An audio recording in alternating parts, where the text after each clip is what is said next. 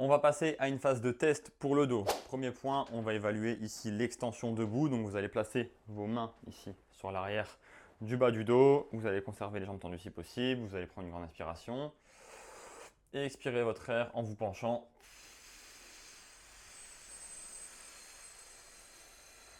Et vous revenez. Vous allez pouvoir vous tester sur une à plusieurs répétitions. Si vous ne sentez aucune limitation ou gêne, c'est tant mieux. Si vous sentez que vous auriez pu aller plus loin normalement, en temps normal, dans ce cas-là, notez-le, c'est que le mouvement pose problème. Ensuite, on va évaluer la flexion debout. Donc ici, je viens enrouler les cervicales, le milieu du dos, puis le bas du dos, en contractant les abdominaux pour aller chercher le sol et en conservant les jambes tendues.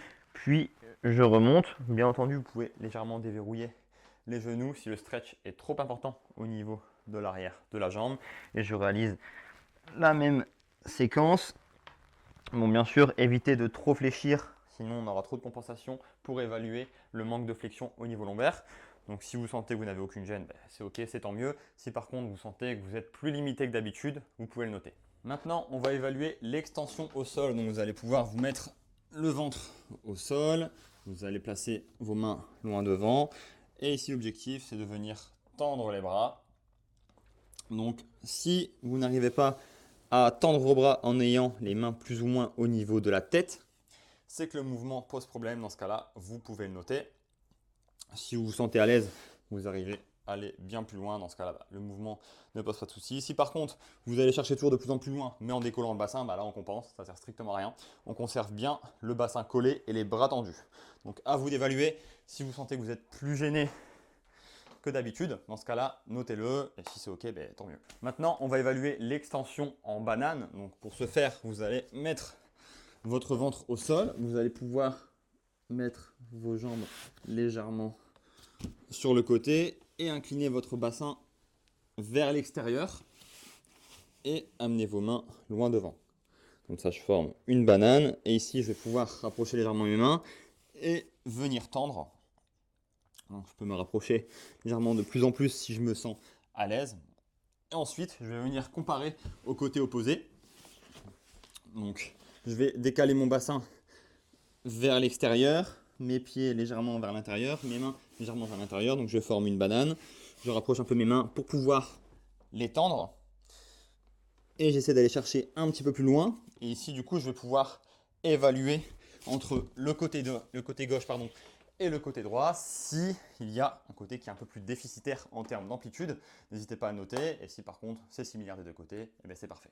Pour la flexion au sol, ici, vous allez vous mettre dos au sol. Je vais venir saisir mes genoux, je prends une grande inspiration. Et j'expire tout mon air en allant chercher le plus loin possible.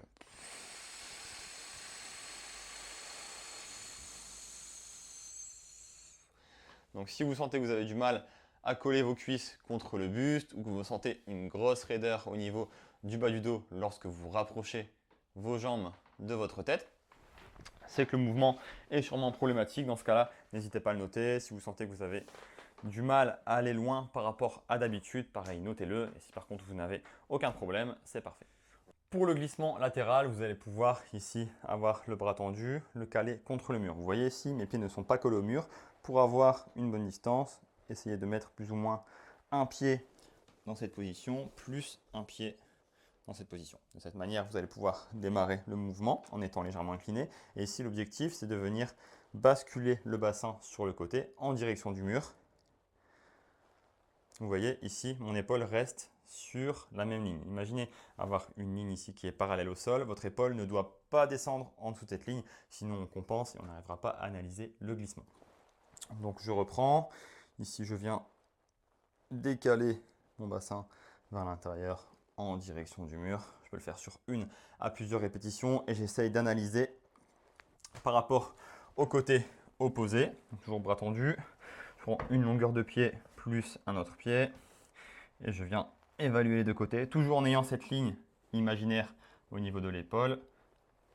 Et faites bien attention que l'épaule ne descende jamais en dessous de cette ligne, sinon je compense. Je reste bien droit, c'est uniquement le bassin qui est en mouvement. Vous pouvez, bien entendu, si vous le souhaitez, essayer d'aller chercher plus loin si vous vous sentez à l'aise.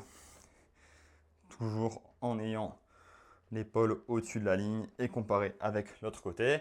Et vous évaluez si vous sentez qui a un côté qui est un peu plus restreint en termes d'amplitude.